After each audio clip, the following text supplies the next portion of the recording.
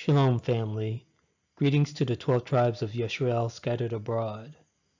We're going to start with Shemot, or Exodus, chapter 3. And Moshe said unto Elohim, Behold, when I come unto the children of Yisrael, and say unto them, The Elohim of your fathers has sent me unto you, and they say to me, What is his name? What shall I say unto them? We see that the name of the Elohim of Yisrael is very important.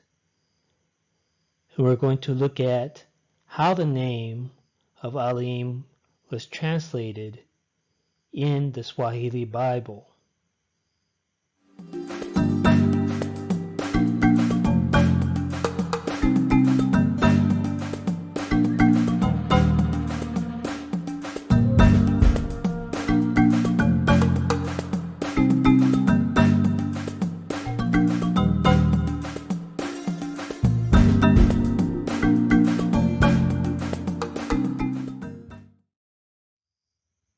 Swahili, known as Kiswahili, is a Bantu language and the native language of the Swahili people.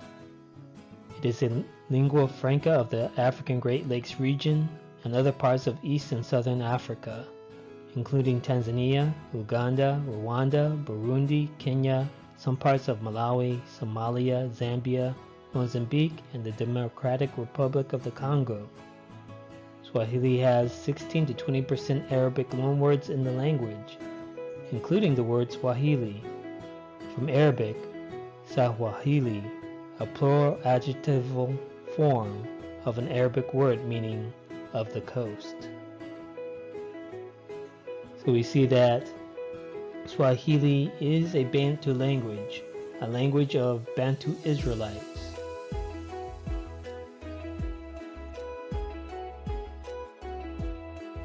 Initially, when the Bible was translated into Swahili, the translators, who were foreigners, translated the name of Elohim as Yahuwah.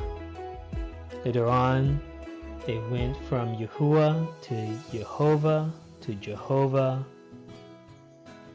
Now most Swahili Bibles use the term Bwana, which means master or lord.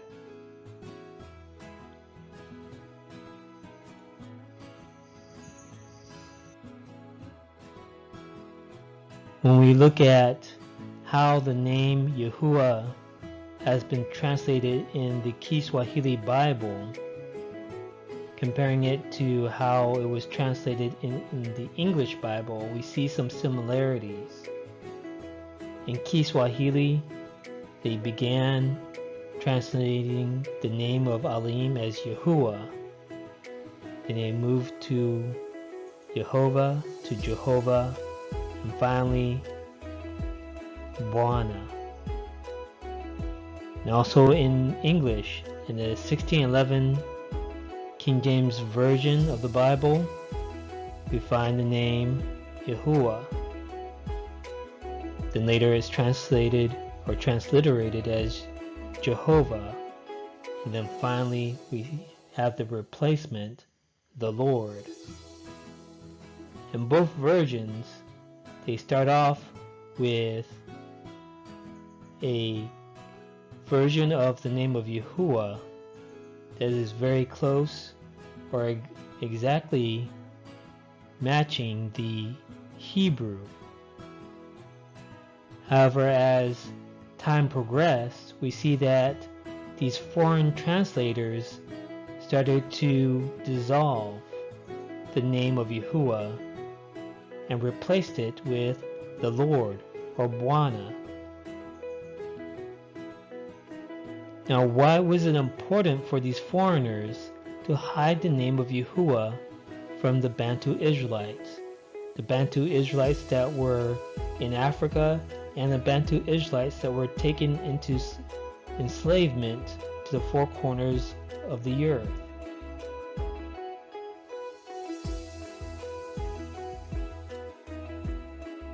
Jeremiah chapter 23. Can any hide himself in secret places that I shall not see him, says Yahuwah? Do not I fill heaven and earth, says Yahuwah? I have heard what the prophets said, that prophesy lies in my name, saying, I have dreamed, I have dreamed.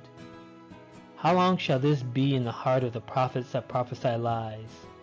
Yes, they are prophets of the deceit of their own heart, which think to cause my people to forget my name by their dreams, which they tell every man to his neighbor, as their fathers have forgotten my name for Baal.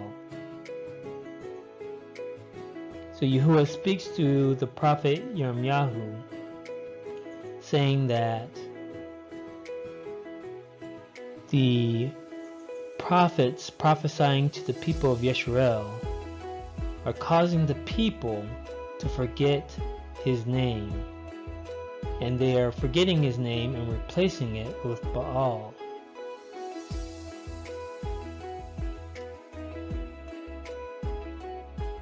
When we go to the Hebrew of Baal, we find that the proper translation of Baal from Hebrew into English is Lord.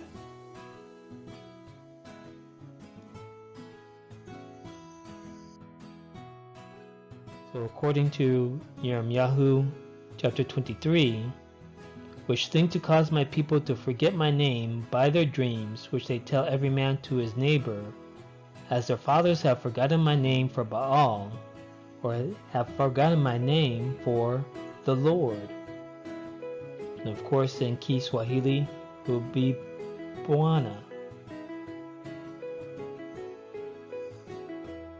In 1 Kings chapter 18, and Eliyahu came unto all the people and said, How long shall you between two opinions? If Yahuwah be Elohim, follow him, but if Baal, then follow him. And the people answered him not a word. So here is the issue. Just like Eliyahu came to the people of Yisrael, we have a choice now in our awakening. Are we going to continue the traditions that the foreigners introduced to us through their translations, or are we going to return to ancient pathways, to the commandments of Yahuwah, and call him by his name?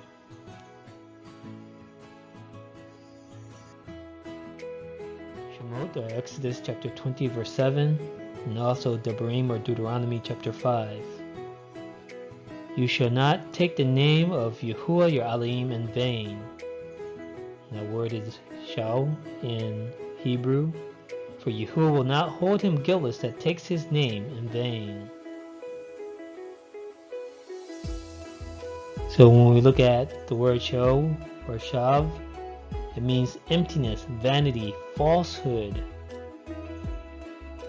lying, worthlessness, uselessness, idolatry, false, desolating, evil. So when we remove the name of Yahuwah and replace it with titles like the Lord or Bwana, we are taking his name in vain. Ezekiel chapter 36. And when they entered unto the heathen, whither they went, they profaned my set-apart name, when they said to them, These are the people of Yahuwah, and are gone forth out of his land.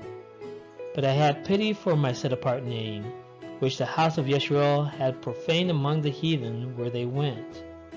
Therefore say unto the house of Yisrael, Thus says Adonai Yahuwah, I do not this for your sakes, O house of Yisrael, but for my set-apart name's sake, which you have profaned among the heathen where you went. And I will sanctify my great name, which was profaned among the heathen, which you have profaned in the midst of them. And the heathen shall know that I am Yahuwah, says Adonai Yahuwah, when I shall be sanctified in you before their eyes. And this is a prophecy that Yahuwah spoke through Ezekiel or Ezekiel, and this is what we're seeing in our time, this great awakening of the people of the house of Yehuda and the house of Yisrael, returning to the ancient pathways and remembering the set-apart name of Yahuwah.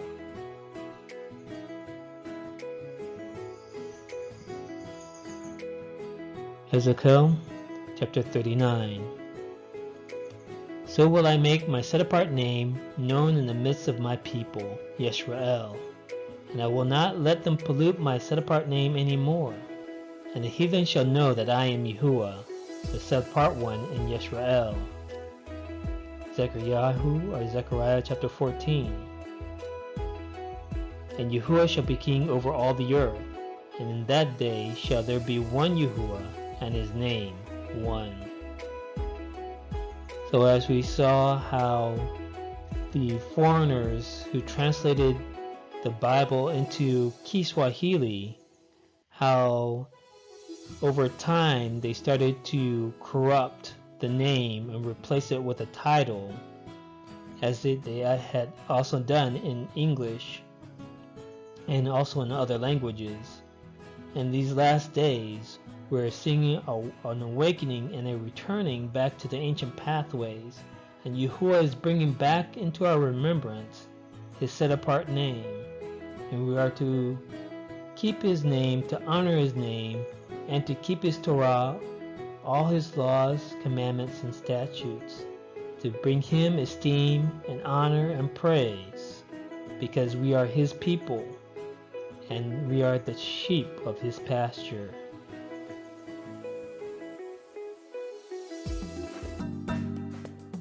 Thank you for watching this video.